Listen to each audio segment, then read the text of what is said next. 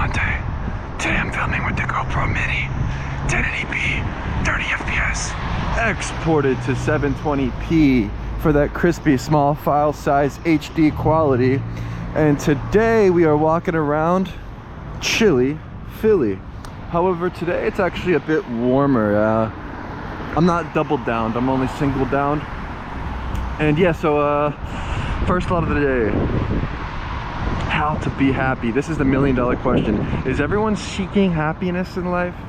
How to be happy? Sleep. Sleeping is bliss, right? I love going to bed as early as possible. You know, this past year, just going to bed super early. Like last night, I think I fell asleep at 8:30, sometime around there. Like honestly, I get into bed at like 7:30, 7 o'clock-ish, because yeah, there's like nothing to do. It's like once you're tired, once it's nighttime, like what is there to do? You know, there's no Netflix, YouTube, Spotify, whatever that can like entertain me and like keep me awake, or video games, whatever, movies. It's like seems much more wise to just go to bed and close your eyes and yeah, wake up 5 a.m. filled with energy, hit the gym. How to be happy? Go to bed earlier. And why I believe the home gym is supreme is you don't have to walk to the gym, you don't have to go and like pay for some subscription or membership. Home gyms are the future, right? To be able to work out on your own time and to do things in your own way, kind of just hop right out of bed and get right at it. You know, I think the home gym is probably the greatest thing that I've set up for myself a few years back. I have a squat rack from Rogue and two barbells. Everything from Rogue. These are I have actually these Nuo bells. They're called Nuo bell, and they're really fancy. You can kind of like lock, you can like on the handle you can adjust the different weights, so you can go up to 80 pounds, and like there's 5-pound increments in between, so you can do progressive overload with the dumbbells. I kind of just set them up on a bench so they're easily accessible. What else? I have a bunch of plates, and yeah, the pull-up bar, dip bar, yoga mat, and I'm good to go. I mean, I have everything I really need. One thing that I'm curious about is maybe a kettlebell. Yeah, I don't know. I think that fitness is the future, right? So like when it comes to happiness and like that sort of being a goal, if you're curious, yeah, just lift weights and get good sleep, it seems. Really, like these things are so critical. A little bit of pain goes a long way. And so yeah, like just putting your physiology first and foremost is so important. I feel as though in this modern world where it seems like we try to put our minds first, right? Like, I don't know.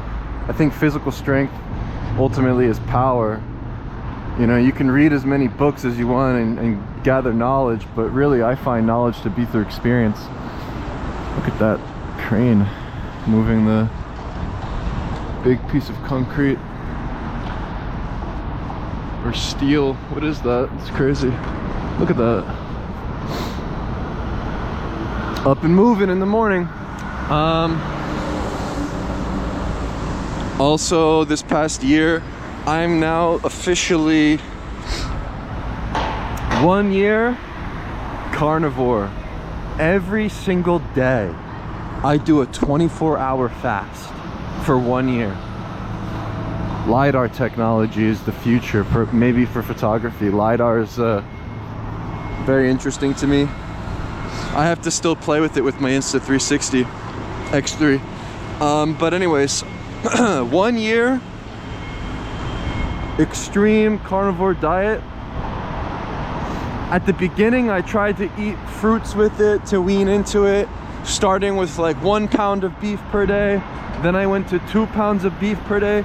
Now I'm up to at least 3 pounds of beef a day after a year. 3 to 4 pounds of beef per day. So that's what I've been doing. And yeah, the 24-hour fast is critical, seriously. Once you start eating the right foods, it'll put you in a good mood. It's interesting, right? Perhaps the food we consume is very important. Check out the view. So yeah, I've been doing the 24-hour fast every day, 1 meal a day, no breakfast, no lunch, only eating meat, red meat, right? Where pink meat, pork, chicken, white meat, turkey, everything else, not meat. You know, I've only been eating red meat. I actually find that my personal favorite cut of meat, really, actually, I mean, I love the New York strip, delicious, and I prefer that over the ribeye. But my actual new favorite is from the Costco Business Center. They have this American Wagyu ground beef. It's so nice. I believe it's $17 for 3 pounds, and that seems to be the perfect perfect meal for me, where I can just eat three of the, they come in these like little cubes, 1 pound each, throw them all in the freezer. I feel like 1 strip of those per day is perfect for me. They have other kinds of cuts where the cheapest cut, I mean, it's gonna be the ground beef, right? You know, some are cheaper than others, where I guess some are, you know, grass-fed while also having feed or some other sort of cuts, having more fat than others, etc. I actually really like going for the higher quality grass-fed now, and have been sticking with that.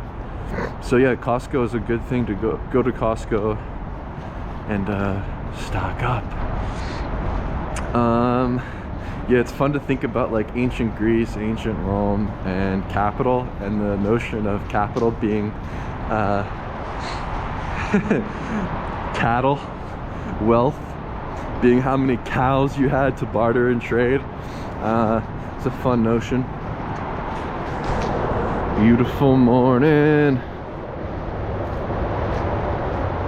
But yeah, once you start eating the proper food, right? Once you actually start eating more red meat and actually feast, like every night feasting, I think then you will be satiated and filled with energy, where I have no desire. Like, my tummy is full all day, like all day. I never feel like I need to reach for a snack. I never feel like I need to reach and grab a bite to eat here, a bite to eat there. I am full the entire day, where I can operate fasted, and I feel like I'm sharper mentally when I'm fasted. There really is something about fasting. How to become more beautiful?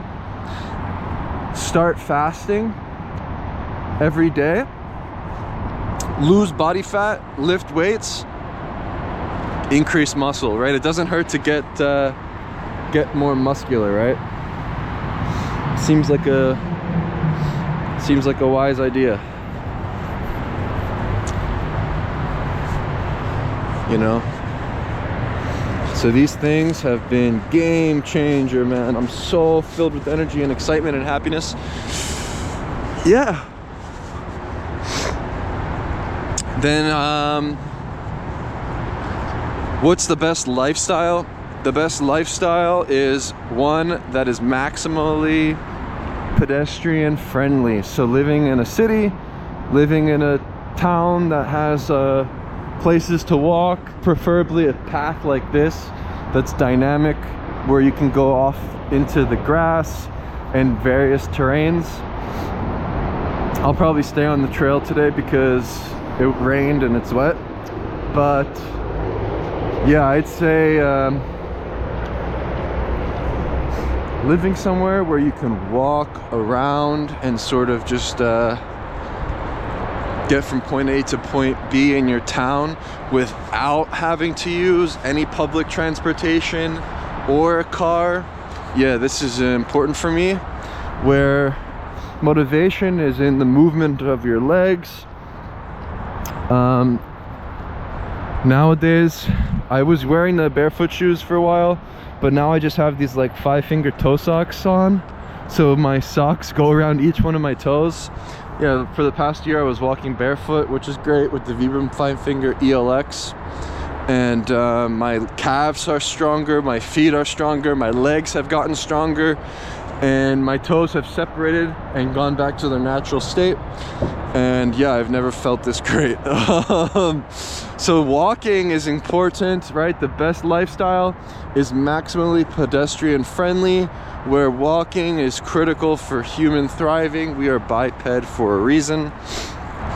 I'm personally not a fan of running. I think the trend towards running is because of the jobs that we have in the modern world, where, you know, it's seen as a way to sort of exert a lot of energy and maybe make up for the fact that we aren't moving like throughout the day, where you go for a run and then you go inside the office and sit there for like 8 hours or whatever. Yeah, instead being able to walk if you can, yeah, I highly suggest just walking the entire day. 30,000 steps a day will keep the doctor away. Much healthier and much wiser, really, approach to life than going for runs. It just degrades your body, and it kind of looks funny. What is a lion or a tiger or a bear chasing them? That's what I like to imagine. I have this imagination of like a bear chasing them, and they're running away. So yeah, walking is near and dear to my heart, and as a photographer, walking is the key to seeing more and exploring more, where, yeah, maybe walking is thinking and treating the walks you go on as a time to think, a time to maybe not think in a way, right? Where you can kind of just meditate and thoughts will come to you while you move your body.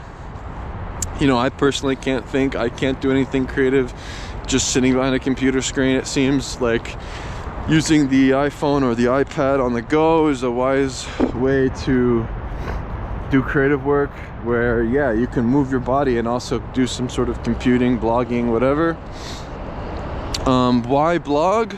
Yeah, it seems that blogging is going back to the basics in a way, in terms of internet use, right? Like thinking of early blogging before social media, it may be tried and true forever. And I think, you know, just having a place that you own and a place where you can propagate your voice and your photos and your videos is probably more wise than allowing it to be sort of shared on other platforms that you don't own. Yeah, it's pretty much the reason. I think that's the main reason, is that you own the thing. And then why photography? Photography is the excuse to go out there and to see the world and to explore endlessly, where nothing can break your spirit. It's a superpower, and it allows you to see everything anew each day, right? Well, I think to be human, perhaps, I guess as much as to be human, to walk is to be human, maybe to think is to be human too. And to give yourself some time to think, and to give yourself some time to walk, you know, these two things are critical and will allow you to become more. So thinking allows you to become more. I believe it also allows you to learn more and to challenge your beliefs, where every single day is dynamic, and to embrace change. and to perhaps reiterate.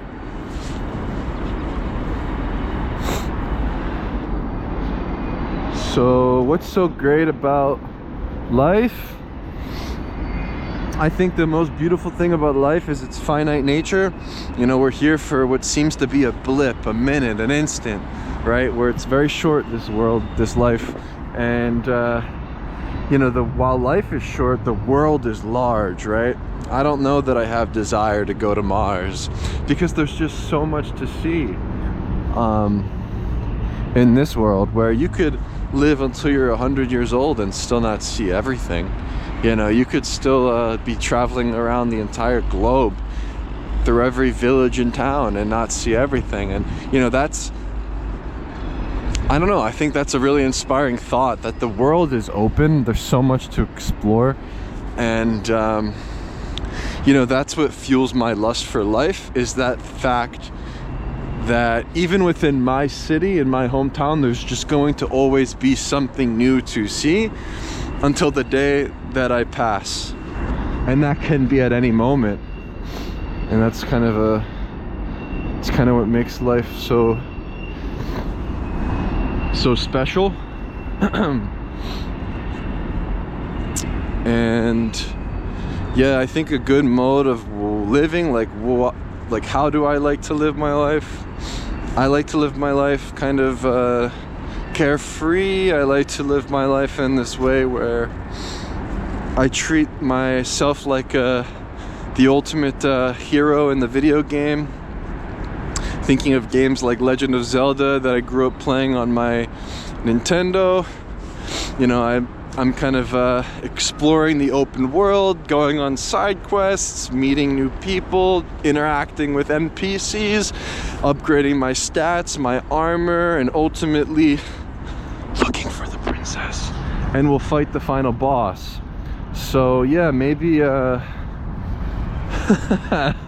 maybe treating your life like the ultimate video game is yeah, it's a fun notion to think of it this way, and to really not take yourself so seriously, and to remain in a state of play. Yeah, I find this to be a great way to live life. Look at that bike, that's so cool. They have lights around the bike and two children on the back. You know, I have a bike that can fit two kids like that too, because mine has the cargo rack. That's cool. Here comes the train. We have the same kind of bike. I kind of just put a bag on the back.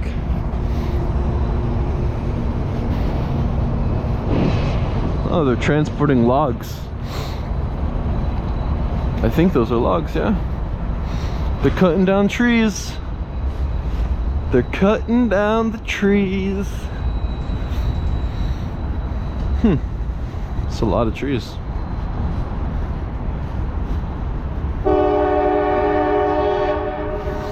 Yeah, I really like the zen of the water.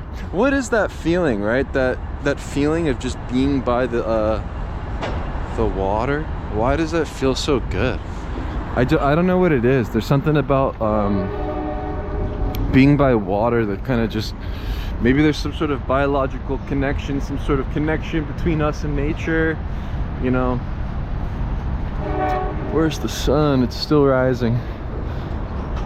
Check out the view. I love the reflective nature of water too, where everything's ebbing and flowing.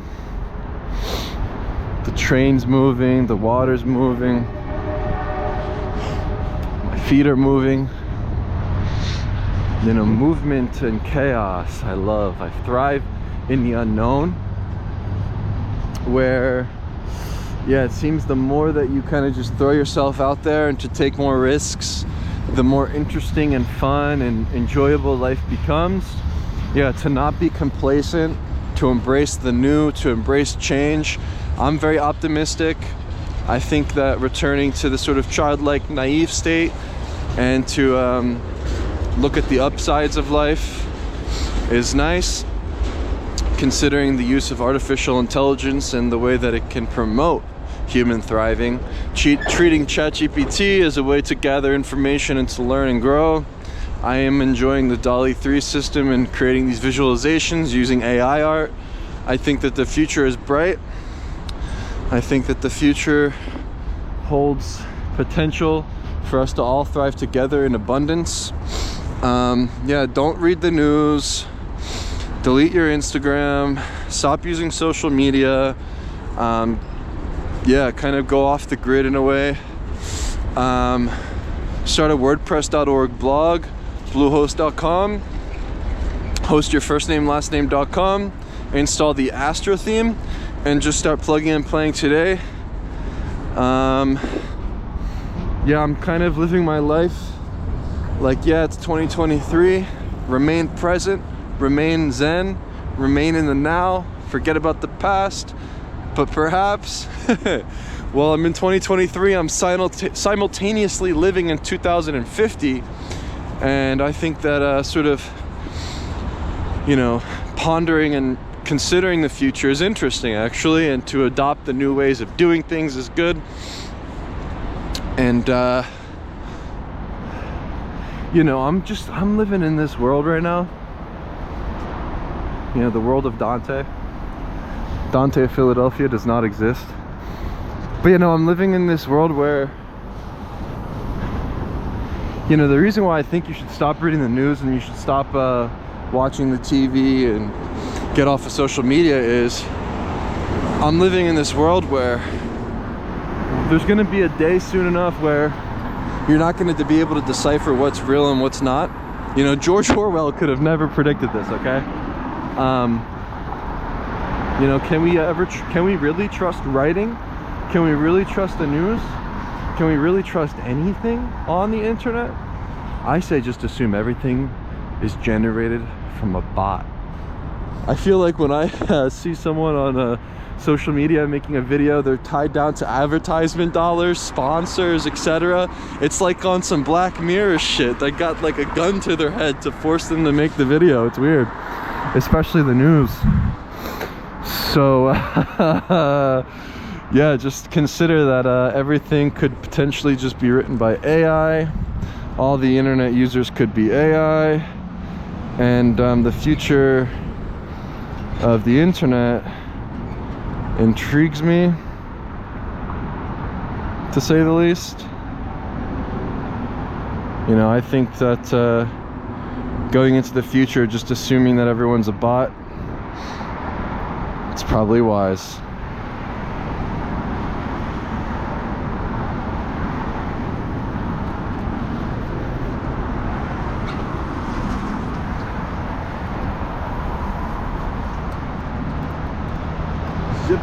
Zip down.